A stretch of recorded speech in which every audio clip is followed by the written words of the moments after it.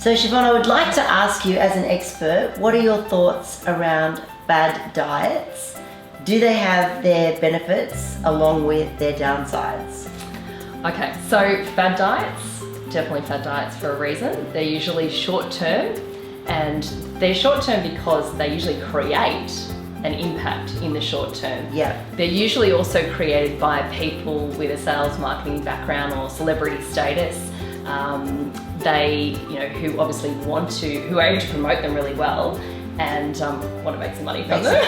Yeah. Let's be straight. I get it. And yeah, they do usually work in the short term, and one of the reasons is because they eliminate usually whole food groups. There's rules and restrictions around them, so people end up naturally cutting foods out of their diet or cutting kilojoules out of their diet. Yeah, and they also, just on that note, they suddenly become very conscious to what they're eating, which is my biggest gripe ever. Like, just snap out of eating unconsciously and become more conscious to what you're putting in your mouth, and you'll suddenly, make some pretty big changes. Yeah. But anyway, back to the fad diet and the rules and regulations. Yeah, it does. It creates that awareness for people, and often they do include healthy foods. They're usually encouraging more vegetables. They're usually discouraging foods that are high in fat, sugar, and salt. So people do feel better on them, especially initially, and they do obviously lose weight.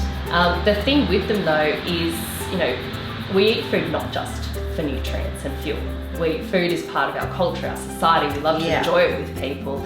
And whether it's actually a long-term strategy, some of these fad diets that, will actually be sustainable in the long term. How sustainable is it? Yeah, absolutely. So let's say for someone going into how many times have you probably come across this? Yeah. She's about to get married.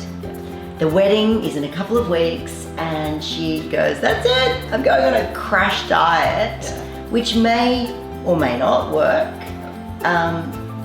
The benefits, let's say that it does work, the benefits are that she loses weight, but what are the downsides to that? Yeah, it depends how she does it as well. So if she's cutting out a food group, like she's totally cutting carbs out, she will lose weight in the short term, but she's also going to be accessing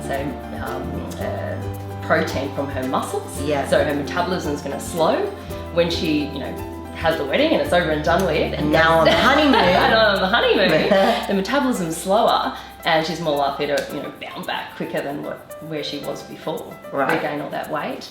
The other thing too is, so it's not sustainable. What are you learning from doing something so extreme? Yeah, that's a good question. What are you learning from it?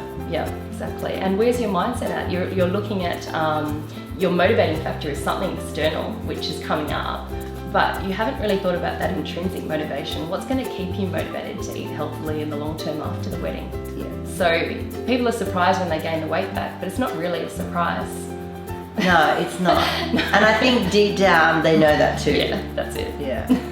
Okay, so fad diets are fad diets for a reason. They are fads. Yeah. You may get a short-term hit, but then you'll probably get a long-term down on the other side of it. That's it. Yeah, exactly.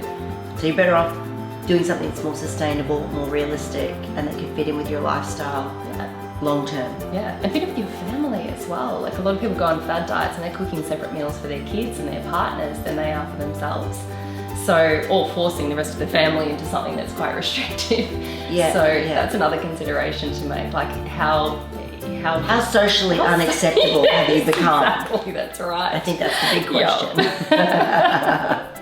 Thank you. Thanks.